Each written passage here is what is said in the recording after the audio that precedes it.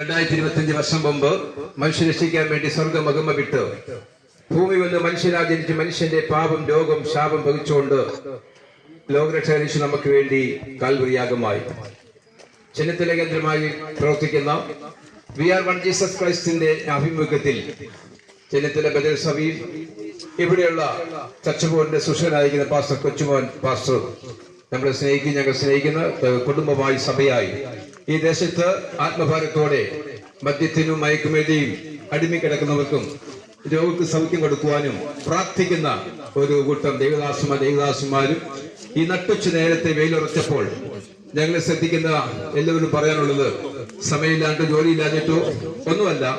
ഞങ്ങളെ സമയം വേർതിച്ച് മഴയും വെയിലും നോക്കാതെ വളരെ വിദൂരിൽ നിന്നൊക്കെ വണ്ടി ഓടിച്ച് ഞങ്ങളിവിടെ വന്ന യേശു ക്രിസ്തുവിന്റെ നാമത്തെ ഉയർത്തുന്നത്. ഈ ഭൂമി നമ്മൾ ചവിട്ടിക്ക് മണ്ണാണ്, നമ്മളും ശരീരം മണ്ണാണ്. മനുഷ്യരെ സൃഷ്ടിച്ച മണ്ണ് കൊണ്ടാണ്, ദൈവത്തെ ദൂതന്മാർ സൃഷ്ടിച്ചത് സ്വർണം കൊണ്ടാണ്. സ്വർണം കൊണ്ട് സൃഷ്ടിച്ച ദൂതന്മാര് അനുസരിക്കേണ്ട കാണിച്ചു അവരെ വെട്ടി താടി ഇറക്കിയിട്ട് ദൈവം മനുഷ്യനെ ഭൂമിയെ സൃഷ്ടിച്ചാക്കി തോട്ടം കാക്കാനും വേല ചെയ്യുവാനുമാണ്. മനുഷ്യൻ പാപം ചെയ്തപ്പോൾ ആ മനുഷ്യൻ തോട്ടത്തിൽ നേതൃത്വം നഷ്ടപ്പെട്ട് അവരുടെ കൃപ ലഭിക്കുവാൻ വേണ്ടി, അവരുടെ വസ്ത്രം ലഭിക്കാൻ വേണ്ടി യേശു ക്രിസ്തു നമുക്ക് വേണ്ടി അത് യോഹന്നാന്റെ സുവിശേഷം 3:16 ബൈബിളിലെ താക്കോൽ വാക്യമാണ്. തന്റെ ഏകജാതനായ പുത്രൻ വിശ്വസിക്കുന്ന ഏവരും നശിച്ചു പോകാതെ നിത്യജീവൻ പ്രാപിക്കാൻ ദൈവം അവനെ നൽകട്ടെ. ലോകത്തെ സ്നേഹിച്ചു, നമ്മൾ സ്നേഹിച്ചു സ്നേഹവാനായ ദൈവമാണ്. കഴിഞ്ഞ ദിവസമാണ് എന്റെ മാതാവ് നെറ്റിലേക്ക് വിശ്രമിക്കാൻ മരണപ്പെട്ടു, നെറ്റിലേക്കായിരുന്നു. അത് ആ ശുശ്രൂഷയൊക്കെ കടന്ന് ഇന്നലെ ഞങ്ങൾ നാട്ടിലെത്തിയത്. ഇന്ന് യേശുവിന്റെ സാക്ഷ്യം വഹിക്കുന്നത് എന്റെ മാതാവിന് ഞാൻ പറഞ്ഞു, അമ്മ മരിക്കുന്ന ദിവസം അന്ന് രാവിലെ സമയമുണ്ട് പരസ്യം നടത്തിയിട്ട് വന്നു യേശു അത് അമ്മയെ അടക്കത്തോളൂ എന്ന് പറഞ്ഞു. ഈ ഭൂമിയിൽ നമ്മുടെ ജീവിതത്തിൽ നമ്മളൊക്കെ മരിച്ചു മൺമറഞ്ഞു പോകും. ഈ ശരീരം മണ്ണ് ആണെങ്കിൽ മണ്ണുകളിൽ പോകുമ്പോൾ ആത്മാവുണ്ട്. ഇവിടെ ഈ വെയിലും മഴയും നോക്കാതെ പറയുന്നത് നമ്മൾ മദ്യപിച്ച് മയക്കുമ്പോൾ അടിമപ്പെട്ട് പാവത്തിൽ ജീവിച്ചാൽ നമ്മൾ നരകത്തിൽ പോകും. അതിൽ യേശു ക്രിസ്തുവിനെ മാത്രം രക്ഷയുള്ളൂ പറയാൻ വേണ്ടിയാ. രോഗശാന്തി കിട്ടും, ഇവിടെ കാറ് കിട്ടുന്നു, വണ്ടി കിട്ടുന്നു, ഫ്ലാറ്റ് കിട്ടുന്നു, അമേരിക്കയിലും ഗൾഫിൽ പോകുന്നു. അതൊന്നുമല്ല നമ്മുടെ അനുഗ്രഹം. അതൊക്കെ നമ്മളെ കുഞ്ഞുങ്ങൾക്ക് മിഠായി കൊടുക്കുന്നതേ ഉള്ളൂ. നമുക്കുള്ള നിത്യരക്ഷയാ. ഇപ്പൊ നാം മരിച്ചാൽ നമ്മൾ നിത്യത കിട്ടുമോ? നമ്മൾ മനസ്സാധപ്പെട്ടിട്ടുണ്ടോ? ദൈവത്തിന്റെ പേര് എത്തുന്നിട്ടുണ്ടോ? അതുകൊണ്ട് യോഹന്നാന്റെ സുവിശേഷം 1:12 പറയുന്നു, അവനെ കൈക്കൊണ്ട് അവന്റെ നാമത്തിൽ വിശ്വസിക്കുന്ന ഏവർക്കും ദൈവമക്കളാകുവാൻ അധികാരം കൊടുത്തു. ഇത് അധികാരമാണ്. വല വിട്ടിട്ട് വരുന്ന പത്രോസ് യേശു വിളിച്ചപ്പോൾ വലയൊക്കെ വിട്ടിട്ട് യേശുവിന്റെ പിന്നാലെ അത് യാത്ര ചെയ്തു. അപ്പൊ യേശു ക്രിസ്തുവിന്റെ ശുശ്രൂഷയിൽ 12 ശിഷ്യന്മാർക്ക് വേണ്ടി 12 മണിക്ക് പ്രാർത്ഥിച്ച് തെരഞ്ഞെടുത്തത്. അങ്ങനെയൊക്കെ യേശു ക്രിസ്തുവിന്റെ ശുശ്രൂഷയിൽ മുന്നോട്ട് പോയിക്കൊണ്ടിരിക്കുമ്പോൾ ശിഷ്യന്മാർ ചോദിച്ചു, ജനങ്ങൾ എന്നെ കുറിച്ച് എന്ത് പറയുന്നു? ഉടനെ ശിഷ്യന്മാര് ഈ ചോദ്യം അടുത്ത ചോദ്യം വരുമെന്ന് പത്രോസിന് മനസ്സിലായപ്പോൾ പത്രോസ് ആ സമയം ദൈവത്തോട് ചോദിച്ചു, എന്റെ ദൈവമേ, ഞങ്ങളുടെ മധ്യ നിൽക്കുന്ന യേശു ആരെന്നൊന്ന് വെളിപ്പെടുത്തണം. അപ്പൊ സ്വർഗ്ഗസ്ഥനായ ദൈവം മറന്നേക്ക് വെളിപ്പെട്ടു. പത്രോസ് പറയുന്നത്, നീ ജീവനുള്ള ദൈവത്തിന്റെ പുത്രനായ ക്രിസ്തുവാകുന്നു. ജനങ്ങൾ എന്നെ കുറിച്ച് എന്ത് പറയുന്നു? യെരമ്യാവിനെ പോലെ ദാനിയേലിനെ പോലെ പ്രവാചകന്മാരാണെന്ന് പറയുമ്പോൾ ശിഷ്യന്മാർ യേശു നയിക്കുകയാണ്, നിങ്ങൾ എന്നെ കുറിച്ച് എന്ത് പറയുന്നു? നീ ജീവനുള്ള ദൈവത്തിന്റെ പുത്ര ക്രിസ്തുവാകുന്നു. എന്നെ കേൾക്കുന്ന ദൈവത്തിന്റെ മക്കളെ, ഇവിടെ ഞങ്ങളുടെ കർത്താവ് ദാസിദാസന്മാര് ഈ ജീവനുള്ള ദൈവത്തിന്റെ പുത്രൻ യേശു ക്രിസ്തുവിനെ പ്രസംഗിക്കാൻ മറ്റു കാര്യമൊന്നുമല്ല. ഈ യേശു ക്രിസ്തു ആരാണ്?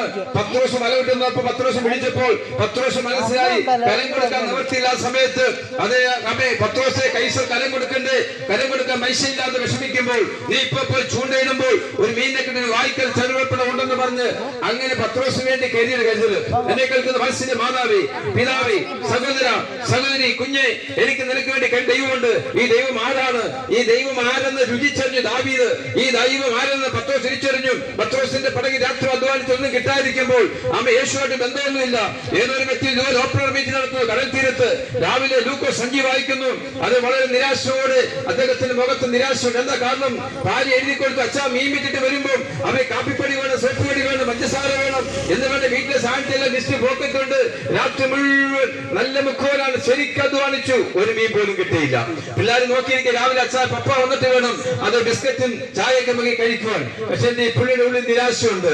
ഈ നിരാശയോടിരിക്കുമ്പോൾ യേശു മാറി എന്നൊരു കാഴ്ച കാണുകയാണ്. അപ്പൊ യേശു കർത്താവ് പത്രോസിന്റെ പടയിൽ നിന്ന് ചോദിക്കുന്നു, ശിവൻ പത്രോസേ, ഈ പടകൊന്ന് വിട്ടുതരാമോ? പകുതി വെള്ളത്തിലും പകുതി കരയിലും. ഇത് അങ്ങനെ എനിക്ക് വിശ്വാസമുണ്ട്. പകുതി ദൈവത്തിൽ വിശ്വസിക്കും, പകുതി ലോകത്തിലുമാ. അപ്പൊ അതുപോലെ പൂർണ്ണ വിടണം. യേശു കർത്താവിനെ കെട്ടഴിച്ചു. യേശു പടയിൽ കയറി യേശു സംസാരിക്കാൻ തുടങ്ങി. ഈ നട്ടുച്ച നിലത്തിൽ പ്രസംഗിക്കുമ്പോൾ നിന്റെ ശൂന്യതാവസ്ഥ മാറ്റി ദൈവമോ, ഇല്ലായ്മ മാറ്റി ദൈവമോ, വല്ലായ്മ മാറ്റി ദൈവമാണ്, ഭാരം മാറ്റി ദൈവമാണ്. അവൻ വേദനപ്പെട്ട് കടവാരം കയറി ആത്മഹത്യ ചെയ്യേണ്ട, കുടുംബത്തിൽ പ്രശ്നമുണ്ടെന്ന് മദ്യപിക്കേണ്ട, ഇതൊക്കെ ഉപേക്ഷിക്ക്, നിനക്ക് പരിഹാരം തരുവാൻ ഒരുവരുണ്ട്. ആ ജീവിതമാണ് പടകിൽ യേശുവിന്റെ ഉള്ളി വരണം. യേശു ഉള്ളി വന്ന മാറ്റം ഉണ്ടാവും, നാറ്റം മാറും. ആ യേശു ക്രിസ്തുവിന് വേണ്ടി പത്രോസ് പടം വിട്ടുകൊടുത്തു. പത്രോസ് യേശുവായിട്ട് വലിയ ബന്ധമൊന്നുമില്ല. പക്ഷെ പത്രോസ് നോക്കുന്ന ആ പ്രസംഗത്തിനകത്ത്, പത്രോസിന്റെ വീട്ടിനകത്തേക്കുള്ള ദൂത്, പത്രോസിനുള്ള ദൂതെല്ലാം കയറി വരുന്നു.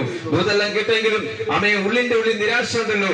പേശിനകത്ത് മനുഷ്യയില്ല, വീട്ടിലേക്ക് കൊണ്ടുപോകാൻ സാധനം മേടിക്കാൻ മനുഷ്യന് മീൻ വിത്തിട്ട് മീൻ കിട്ടിയിട്ടുമില്ല. ഇങ്ങനെ ഇരിക്കുമ്പോൾ പുള്ളി അങ്ങ് വിഷം വെച്ചിരിക്കുമ്പോൾ പ്രസംഗം കഴിഞ്ഞപ്പോൾ യേശു കർത്താവ് ഒരു കാര്യം, ശിമോൻ പത്രോസേ, മീൻപിടുത്തത്തിന് ആഴത്തിലേക്ക് വലയിറക്കുകയും ആഴത്തിലേക്ക് വലയിറക്കിയപ്പോൾ രാത്രി മുഴുവൻ നാദ ഒന്നും കിട്ടിയില്ല. ഇവിടെയൊക്കെ ഇന്നലെ ഞാൻ വീശിപ്പോയതാ, എങ്കിലും ഞാൻ നിന്റെ വാക്കിൽ വലയിറക്കാം. യേശുവിന്റെ വാക്കിൽ വലയിറക്കാമോ? യേശുവിന്റെ പടകിലെ ശൂന്യത മാറ്റും, നിങ്ങളെ വിട്ടു മാറ്റും. യേശു ക്രിസ്തുവിന്റെ വാക്കിൽ പത്രോസ് വലയിറക്കി. നമുക്ക് സയൻസ് വഴി നോക്കുവാണെങ്കിൽ ഞങ്ങൾ താമസം കോട്ടയത്താണ്. കോട്ടയത്ത് നിന്ന് 10 കിലോമീറ്റർ വരെ കുമരകമാണ്. കുമരകത്ത് നോക്കുമ്പോൾ രാത്രി മുഴുവൻ അധ്വാനിക്കുന്നവര് മീൻപിടുത്തക്കാർ പോകും. ഏറ്റവും കൂടുതൽ കേരളത്തിൽ പ്രശസ്തമായ കരിമീൻ കോട്ടയത്താണ്. അപ്പൊ ഇങ്ങനെ കായലിലേക്ക് പോകും. അവരുടെ മീൻപിടുത്തക്കാർ ചോദ്യം പറഞ്ഞു, രാത്രി പോലെ വെള്ളം കിട്ടത്തുള്ളൂ, അത് വെച്ച് പകല് വെള്ളം ചൂടുമ്പോ മീൻ വലിയ താഴോട്ട് പോകുന്നു പറഞ്ഞു. അപ്പൊ നോക്കണം, യേശു പ്രസംഗിക്കുന്ന സമയത്ത് വെയിലിങ്ങനെ ഉറച്ചു നിൽക്കുന്ന സമയമാണ്. അപ്പൊ നോക്കണം, സൂര്യപ്രകാശം അടിച്ചു കഴിഞ്ഞാൽ മീനൊക്കെ താഴോട്ട് പോകും. യേശു കർത്താവിന്റെ ശബ്ദം കേൾക്കുവാൻ ഈ മീൻ പോലും പൊങ്ങി നിൽക്കുകയാണ്. അത് യേശുവിനറിയാം. പത്രോസ് പറയും, രാത്രി ഇവിടെ വീശൊന്നും കിട്ടിയില്ല, എങ്കിൽ നിന്റെ വാക്കിനെ വലയിറക്കാം. അതിന് വേറെ 2 കാരണമുണ്ട്. ഒന്ന്, രാത്രി പിതാവിനോട് യേശു കർത്താവ് പ്രാർത്ഥിച്ചു, എനിക്ക് ശുശ്രൂഷയ്ക്ക് 12 ശിഷ്യന്മാരെ വേണം. അപ്പൊ നോക്കണം, യേശു വലയിറക്കി. യേശു വലയിറക്കിയപ്പോൾ ആദ്യം പത്രോസ് യേശുവിന് വലയ്ക്കാത്തായി. അന്ന് മീൻപിടുത്താൻ മീൻ കയറാത്ത കാര്യം പത്രോസിന്റെ അധ്വാനക്കുറവുണ്ടൊന്നുമല്ല, ദൈവം കൽപ്പിക്കണം. ഇന്ന് പലക്കെ നിന്റെ ജീവിതത്തിൽ ഒരു ശൂന്യത മാറണമെങ്കിൽ, രോഗശാന്തി കിട്ടണമെങ്കിൽ, സാമ്പത്തിക വഴി തുറക്കണമെങ്കിൽ ദൈവം കൽപ്പിക്കണം. അപ്പൊ നോക്കണം, യേശുവിന്റെ വാക്കിനെ വലയിറക്കിയപ്പോൾ ചെറിയ മീനൊന്നുമല്ല, വലിയ മീൻ കയറി. വലിയ മീൻ കയറി പത്രോസ് പറഞ്ഞു, യേശുവേ, ഞാൻ പാപിയ മനുഷ്യനാ. ഈ പാവതോക്കണം, ദൈവം വലുതാ കാണണം. യേശു ആരെന്നറിയണം. നീ ജീവനുള്ള ദൈവത്തിന്റെ പുത്രൻ ക്രിസ്തു പറയാൻ ആമി പത്രോസിനെ ദൈവം വിളിച്ചപ്പോ ഒന്നാമത്തെ വിളി തന്നെ ആമി പത്രോസിനെ അടയാളം കൊണ്ട് പരിശോധിച്ചാൽ ആ യേശുവിന്റെ വാക്കിന് വലയിറക്കിയപ്പോൾ ത്വരിത്വം മീൻകൂട്ടം കിട്ടി. പത്രോസ് മാസങ്ങൾ വീഴ്ചയാ കിട്ടാത്ത മീനുകളാണ്. ഒരു മീൻ 1 കിലോ മീനൊക്കെ മത്തിക്ക് പോലെ 100-300 രൂപ വിലയാ. നോക്കണം, ചെറിയ മീൻ വലിയ മീനാ. ആ പടക് നിക്കത്തില്ല, വല കീറത്തുമില്ല, നിറഞ്ഞു നിൽക്കുക. പത്രോസിന്റെ ഹൃദയം നിറഞ്ഞു, മനസ്സ് നിറഞ്ഞു, സന്തോഷം തുള്ളിച്ചാടി. മറ്റു പടകക്കാരെ വിളിച്ചു, അവരും കാലി, അവരെയും വിളിച്ചു. എല്ലാവരും എല്ലാ പടകും നിറച്ചു. ലൂക്കോസ് 5 വായിക്കുമ്പോൾ, നീ യേശുവിനെ അറിഞ്ഞു നോക്കി, നിന്റെ ഹൃദയത്തെ യേശു വന്ന് നോക്കി, നിന്റെ വീട്ടിനകത്ത് ദൈവാസം മേടിച്ച് ഭക്ഷ്യ നോക്കി, യേശുവിന്റെ വീട്ടിൽ വന്ന് നിന്റെ ഇല്ലായ്മ മാറും, വല്ലായ്മ മാറും. ആത്മീയ വിഷയമാകട്ടെ, ഭൗതിക വിഷയമാകട്ടെ, അത് യേശു കർത്താവ് നിറയ്ക്കും. പത്രോസിന്റെ അടുക്കള നിറഞ്ഞു, പത്രോസിന്റെ അക്കൗണ്ട് നിറഞ്ഞു, പേഴ്സ് നിറഞ്ഞു, പത്രോസിന്റെ അയക്കുന്ന വീടിന്റെ അടുക്കള മുഴുവൻ നിറഞ്ഞു. പത്രോസിനോട് പറഞ്ഞു, ഇന്ന് നീ ഈ മീൻ പിടുത്തു, നീ വല വിട്ട് എന്റെ പിന്നാലെ വരാൻ പറഞ്ഞു.